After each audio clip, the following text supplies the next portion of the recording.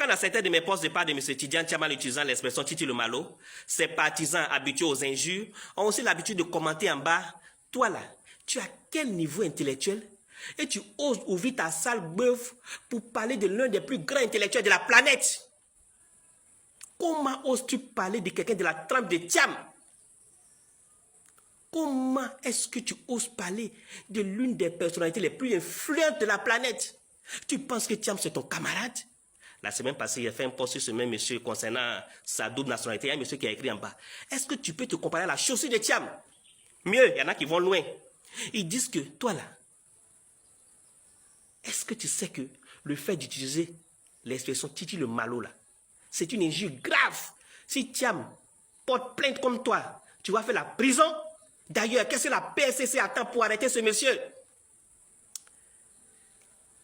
Vous tous qui avez cette réflexion de cochon là, venez, asseyez-vous, on va causer un peu ce matin. La différence entre vous et moi, c'est que vous, la plupart, vous êtes des abrutis. Vous réfléchissez comme des ânes. Contrairement à moi, qui m'informe avant de venir sur la toile, qui ne dit pas des choses au hasard comme ça. Je ne me lève pas comme ça pour venir sur la toile. Je sais que moi, là, je n'ai personne derrière moi. Et je sais que, portable, là, ce que tu dis dedans peut te conduire en prison. Donc, quand j'utilise toutes les expressions que j'utilise, tout ce que j'ai dit, c'est toujours mesuré et pesé. J'ai dit que Thiam était malo. Quand on dit malo, là, ça veut dire quelqu'un qui n'est pas honnête, qui ne dit pas la vérité. Aujourd'hui, là, comme vous avez l'habitude de discuter avec moi, la dernière fois, j'ai parlé de la double nationalité de Thiam. Vous avez discuté avec moi, vous avez insulté ma maman juste sans... Maintenant, vous vous rendez compte que Thiam, à l'heure où je vous parle, ne peut pas être candidat. Vous vous êtes rendu compte que c'est la vraie vérité qu'il disait. Mais ça, là, vous avez fermé votre bœuf dessus. Aujourd'hui, là, on va revenir encore sur l'expression malo. Je le dis et je l'assume. Monsieur Tidiane Thiam était malo. Parce qu'il ne dit pas la vérité. Et je vais vous donner la preuve aujourd'hui. Monsieur Tidiane Thiam, un jour, lors de l'une de ses visites à la mosquée du Plateau, il a dit ceci. La mosquée occupe une place particulière dans mon cœur. Vous êtes trop jeune, mais en 1996, j'ai passé 3 mois de ma vie pour lever le financement de cette mosquée, qui a été financée par un don que j'ai obtenu de Cheikh Al Nahyan d'Abu Dhabi. Et j'ai ensuite passé 3 ans à construire cette mosquée qu'on a entièrement conçue, construite et décorée. Tu mens, tu mens, tu mens, il ment. Vous avez compris ce qui est sorti de la bouche de l'homme, parce qu'il y a un temps de comprendre. Je demande si vous avez bien compris ce qui est sorti de la bouche de l'homme. Il dit que c'est lui qui a levé les fonds pour construire cette mosquée. Maintenant, je vais démentir ses propos avec cette vidéo. Aujourd'hui, une bouffée d'oxygène avec l'aide de l'Arabie Saoudite. Plus de 3 milliards de francs CFA, un montant octroyé à l'État de Côte d'Ivoire pour appuyer la communauté musulmane à terminer la construction de la mosquée Salam du Plateau. Alors, signature d'un protocole d'accord entre le royaume de l'Arabie Saoudite et la Côte d'Ivoire. L'Arabie Saoudite, n'est-ce pas, considère que la contribution à la construction des mosquées est une obligation qui lui incombe particulièrement. Saluer ce don important que nous offre à nous la Côte d'Ivoire, la communauté musulmane de Côte d'Ivoire, le financement de l'achèvement de cette mosquée.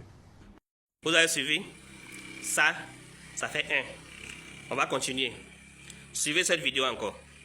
Mais j'ai fait une dévaluation de 50% du franc CFA en Côte d'Ivoire. Les gens l'ont accepté, on a fait 6% de croissance parce qu'on a dit la vérité aux gens. On est allé voir les étudiants, l'armée, tout le monde, on a parlé. Tu mens, tu mens, tu mens, il ment. Vous voyez ce qui sort de la bouche de l'homme encore? Il dit que c'est lui qui a fait la dévaluation.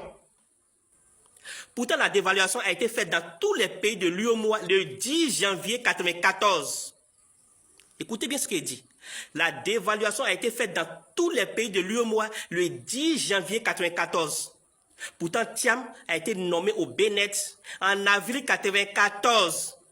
Comment peut-il être à l'origine de la dévaluation? Tout ce qu'il dit est vérifiable. Allez vous renseigner. Vous qui avez cette manie-là d'insulter les gens, tout ce qu'on dit, la réponse que vous connaissez, c'est injure. Au lieu d'aller vous cultiver, je reviens encore pour que vous puissiez bien comprendre. La dévaluation a eu lieu dans tous les pays de l'UEMOA le 10 janvier 1994. Or, Thiam a été nommé au Bénin en avril 1994. Comment peut-il être à l'origine de la dévaluation? Je m'arrête là pour le moment. Pour terminer, je vais faire passer encore une autre vidéo. Là même là, c'est le ouf. Après ça. Quand j'étais enfant, les voyages que nous avions d'Abidjan à Yamoussoukro, parce qu'à l'époque, vous êtes trop jeune, mais le goudron n'arrivait pas à Yamoussoukro. Il y avait la latérite après un moment. Et on mettait une journée. Pas parce que les voitures ne marchaient pas, mais parce qu'à cette époque-là, au Fouet-Bonny s'arrêtait dans chaque village. Chaque village, d'Abidjan jusqu'à Yamoussoukro.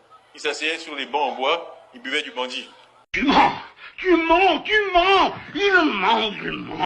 Laissons la passion de côté. Laissons la politique de côté. De vous à moi, dites-moi. Ce qui vient de sortir de la bouche de ce monsieur-là, vous avez une fois entendu ça quelque part sur la terre? Disons-nous la vérité. Vous avez une fois entendu ce genre de choses sortir de la bouche d'un être humain sur la terre? Même si c'est dans Claude des Petits ou bien dans film, un truc comme ça. Est-ce que vous avez une fois entendu ça quelque part sur la terre? Vous savez, dire Oufoué, il quitte Abidjan, et puis il va dans son village Yamoussoukro là. Dans tous les villages, il garde sa voiture, il descend et puis il s'en va boire Bangui. Je n'en dirai pas plus. Allez méditer sur tout ce que vous venez d'entendre et de regarder là. Après, vous en tirerez vos conclusions. Vous allez me dire après si il mérite d'être appelé Titi le Malo ou pas. Igor Gomé vous salue.